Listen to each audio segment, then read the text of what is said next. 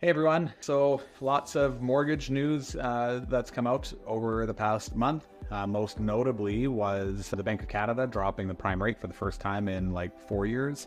So we saw the Bank of Canada drop the prime rate from 5% down to 4.75, which when you hear those numbers, like 5% down to 4.75, that's like the Bank of Canada rate. So the rate that the banks actually charge is based on their prime rate. So their prime rate has dropped from 7.2 down to 6.95%. So if you've got like a variable rate mortgage, it's at prime minus 1%, for example, that means your rate will have dropped from 6.2 down to 5.95. So a little bit of savings there for you. If you're on a variable rate mortgage where your payments change with the prime rate, then you'll have noticed your payments will maybe have come down already. Or if you're on a variable rate mortgage where your payments stay static, then it just means that more of your payment is going towards principal, which is also a good thing. The other news that came out in the month of June is inflation. So inflation actually rose from 2.7% in the month of in April to 2.9% in the month of May. So that's not great news. It could have an impact on the Bank of Canada's decision to possibly decrease the prime rate again in July.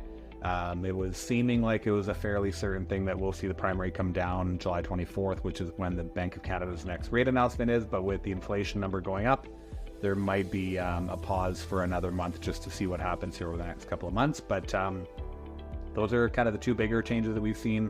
As far as bond yields, which bond yields are what impact fixed mortgage rates. If you're following bond yields, you'll have noticed that we actually haven't seen a whole lot of movement. Like bond yields actually dropped for a little bit and came back up through the later part of the month. So we are seeing some heavily discounted promotional rates that some lenders are offering. I mean, we're seeing 3-year fixed rates for insured mortgages as low as like 4.79%, which is the lowest we've seen in about a year now. So that's good news for anybody looking for a short-term fixed rate mortgage. 5-year fixed rates are going to be even lower than that yet. There's some lenders now sitting around 4.5%, which isn't the low rates we were seeing back in in 2020 and 21, but definitely much lower than what we've seen over the last 6 months. So as always, if you have any questions around your mortgage, or if you're just wanting to have a quick chat about what's happening with the overall economy, whether you got a mortgage coming due in the next couple of years and you're worried and it's keeping you up at night and you're looking for some advice on how to navigate